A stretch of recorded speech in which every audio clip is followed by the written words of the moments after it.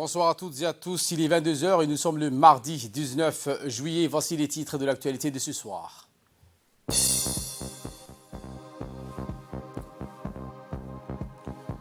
Signature d'un accord pétrolier entre l'autorité des ports et le Sud-Soudan à Petrodome. Et dans l'actualité internationale à Berlin, l'Égypte plaide pour plus d'actions en faveur du climat. Voilà pour les titres. Merci si vous nous rejoignez sur Télé Djibouti. Le Palais du Peuple a abrité aujourd'hui en fin de matinée l'installation de la commission chargée de la privatisation de Djibouti Télécom.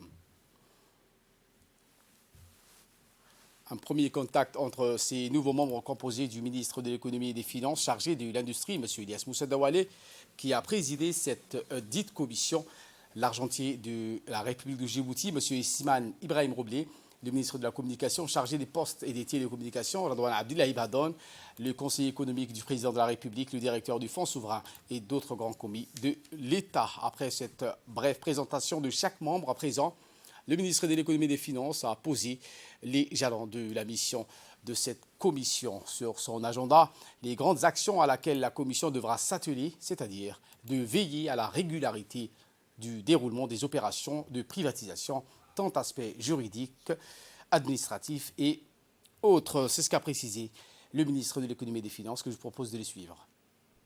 Cette commission a par conséquent la lourde tâche de suivre, diriger et contrôler les discussions et négociations avec l'éventuel partenaire retenu dans le processus. Elle a aussi le devoir de présenter l'entreprise publique. Elle a aussi le devoir de présenter l'entreprise publique, en l'occurrence ici Djibouti Telecom, qui doit un peu être accompagnée pour s'assurer que les facteurs susceptibles d'amoindrir sa valeur, puisque nous parlons d'une cession de 40% pour cette opération, soit donc des cessions qui soient débarrassées de tout facteur susceptible d'amoindrir cette valeur escomptée.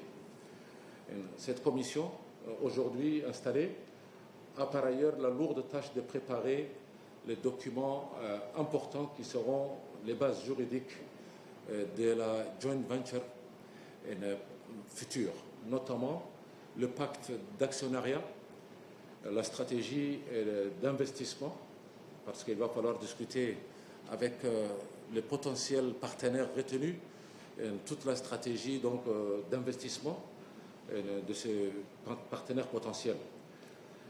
Des critères et indicateurs de passage à la majorité en cas d'adoption. Ce n'est pas le cas. C'est une option dans les années à venir. Et la mise en place de gouvernance claire entre les deux partenaires.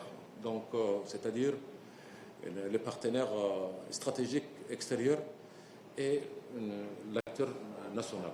Ces points constituent, entre autres, ce n'est pas exhaustif, entre autres, les termes de référence de cette commission qui rendra compte au gouvernement au fur et à mesure de l'avancement du processus.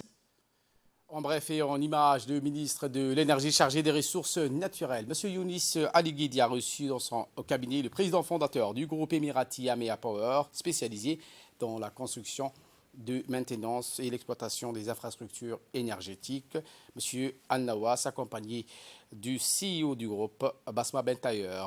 L'entretien s'est déroulé en présence du directeur général de l'EDD, M. Jama Ali Gheli. Eh bien, le ministre du pétrole du Soudan Sud, représenté par le conseiller technique du ministre du pétrole, Mohamed Lino Benjamin, de l'autorité des ports, M. Aboubakar Omar Hadi, ont signé un accord pour l'octroi d'un terrain à la société du Sud-Soudan Refinery and Petrochemical Company. Un terrain d'une superficie de 1,3 hectares au sein même du Djibouti International Fleet Zone. L'augmentation de cette capacité par la mise en œuvre de nouvelles installations multiproduits est désormais un intérêt majeur pour les pays de la région et les contraintes actuelles de capacité par rapport au potentiel d'importation soulèvent des besoins de solutions supplémentaires rentables qui assureront un service ininterrompu au Sud-Soudan et au-delà. Eh bien, ce protocole d'accord, les deux parties ont exprimé leur intention d'initier ce protocole d'entente pour une succursale basée à Djibouti pour cette société sud-soudanaise et l'octroi d'un terrain de 1,3 hectare dans la zone franche internationale de Djibouti pour des activités de transportement mer-air et de stockage du matériel pétrolier.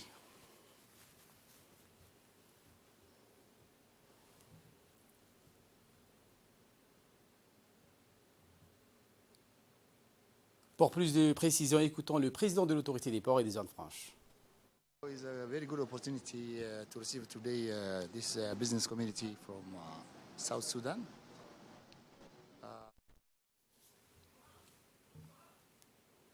Eh bien, le président de l'autorité des ports et des zones franches a précisé que ce protocole d'accord va permettre de travailler dans le sens où le Sud-Soudan est l'un des pays producteurs de sulfure à faible teneur et les ports de Damerjouk acheminera le carburant sud-soudanais en exportation vers les destinations finales. Il a précisé qu'il est à noter que notre pays aura bientôt une raffinerie de pétrole avec une capacité de production annuelle de 6 millions de tonnes et la société sud-soudanaise bénéficiera de la base industrielle et pétrochimique lourde de Djibouti. Fin de citation.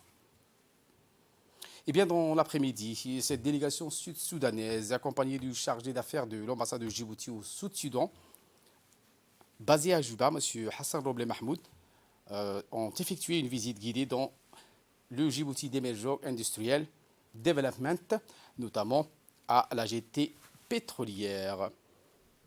À leur arrivée, ils ont été accueillis par les ingénieurs sur place pour une visite guidée et ainsi ont eu des explications approfondies sur ce projet de zone franche industrielle qui est axée sur l'industrie lourde, notamment le pétrole, le gaz, etc.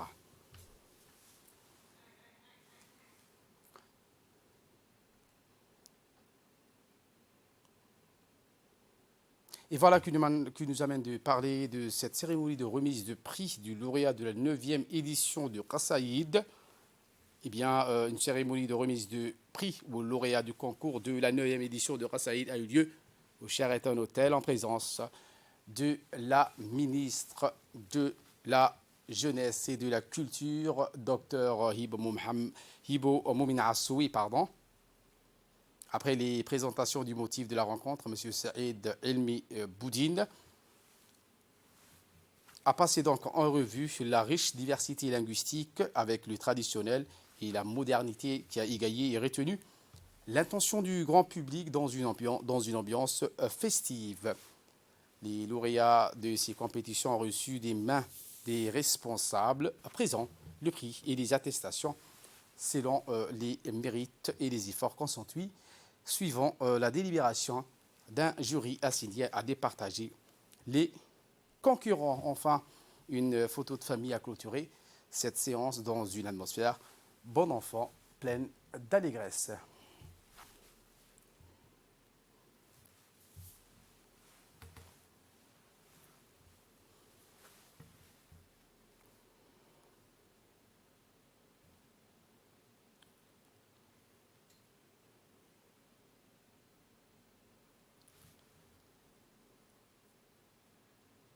L'honorable député Mahmoud Mustafa Daïl a pris part au symposium sur la politique numérique ayant pour thème le rôle des parlementaires dans la formation de notre avenir numérique commun, une perspective africaine. Le colloque co-organisé par le département des affaires économiques et des sciences des Nations Unies et la Commission de l'Union africaine a vu la participation d'une trentaine de députés de 20 États du continent. Et ce fait divers qui s'est déclaré donc hier soir, c'est un incendie au quartier 7 bis. Le feu a ravagé totalement 10 maisons et 8 maisons partiellement. Les maisons ravagées par l'incendie sont situées dans la rue 7 et la rue 8, boulevard 3 de ce quartier populaire dans la commune de Boulahaos. Aussitôt alertés, donnés, les pompiers se sont vite déplacés sur le lieu de l'incendie et ont pu éviter la propagation du feu aux habitations avoisinantes dans ce quartier. Et bien, après une lutte acharnée contre l'incendie, les sapeurs ont pu enfin maîtriser. L'actualité dans les régions de l'intérieur, notamment la ville de Nuluté. Une fois de plus, les forces de sécurité et de défense de la région de Dikil, sous le commandement opérationnel du colonel Ibrahim Youssouf, d'abord chef du corps du Riyad, ont intercepté une très grande quantité de contrebande entre Bandara, Sankal et Mouloud en collaboration avec la douane du Dikil. Une saisie estimée à presque 2 millions de francs. La saisie de ces 4 a été possible grâce à des patrouilles qui sont effectuées régulièrement, du jour comme de nuit, par ces éléments du régiment du Riyad.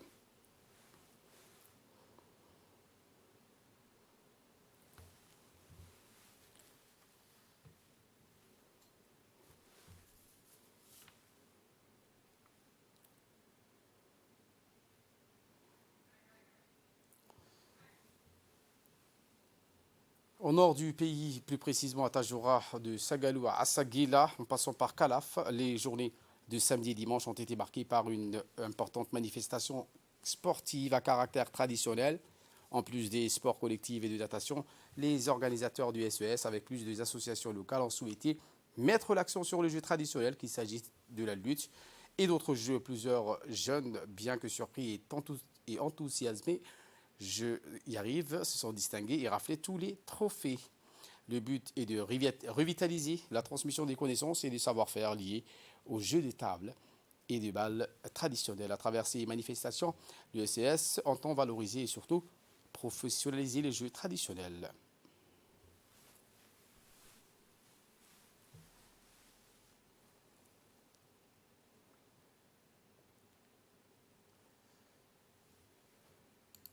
De la jeunesse de Calaf. Comme chaque été, nous organisons des tournois. Cette année, particulièrement, nous avons tourné vers des activités intraculturelles, des jeux culturels et traditionnels pour valoriser un peu notre culture.